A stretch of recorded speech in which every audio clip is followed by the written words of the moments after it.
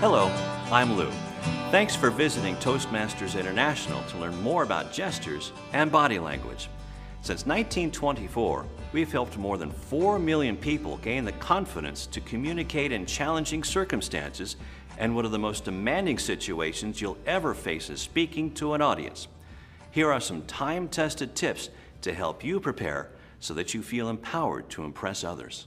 As a speaker, you know that the messages your words convey can be helped or hurt by the messages your body sends. To be truly successful in communication, you must be in command of your hand gestures, posture, facial expressions, and overall body language. Today, I'm going to share some great tips that will help you master your movements. Have you ever been in front of an audience and had trouble letting go of a lectern? Or have you ever had any other problems? Nervous mannerisms can mean trouble for speakers, like shifting your weight, adjusting your glasses, wringing your hands. These are examples of things you might be doing that lessen the impact of your presentations. And, tugging at your clothes, that's a problem too. You'd be surprised how nervous tics and inconsistent body language can distract an audience. Gestures that are not coordinated with the speaker's message will sap the speaker's energy and shift the audience's focus away from the intended message. Worse yet, it can cause an audience to laugh or even leave if they find the mannerisms difficult to watch. So what should a speaker do?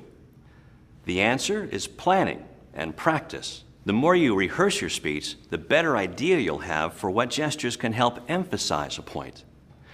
For example, if you want to explain to a group that your new cell phone is the size of a baby bird, you could make a cradling gesture by cupping both hands together and hold them out to be viewed. This descriptive gesture conveys the message of size while supporting the metaphor of a tiny baby bird that requires gentleness. Knowing that you're going to perform this gesture at a targeted moment in your speech will guide you as you prepare. And when you perform planned gestures in a speech, you'll be able to channel nervous energy into constructive movements that help your ideas. Now, what kinds of gestures should you imagine when planning a speech? Think of them in 4 major groups.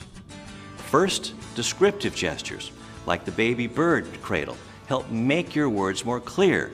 They can help describe things like the size, shape, and location of objects you're discussing. Second, emphatic gestures underscore what you're saying. They show strong emotion about something, such as a clenched fist that might show anger or determination. Third, suggestive gestures help you convey ideas and emotions, like shrugging your shoulders might suggest some irony in what you're saying. And fourth, prompting gestures are a good way to ask your audience to participate or respond. If you want them to raise their hands, for example, you may raise your hand to show them. Well, that's a lot of gestures, isn't it? And that's good. For all the choices, you can select those gestures that naturally fit what you want to say. Start by thinking about the ways you normally move and try to rehearse those movements that come naturally for you. And if you feel you have to force something that doesn't come out of your instinctive whole body movements, think of some other gesture or movement that feels more natural to your style. Once you let go of the lectern and begin to move around, you can take note of which movements help get your message across. Beware of nervous mannerisms, though, and if you catch yourself repeating the same motion too many times, that's your nerves talking, not you. Movements such as this are probably not expressive enough to be in your speech. Instead, think of gestures that support the ideas in your talk. Try to focus your thoughts on words you'll be sharing from one point to the next. What movements are your natural response to what you're thinking, feeling, and saying? Stop. I have a word of caution.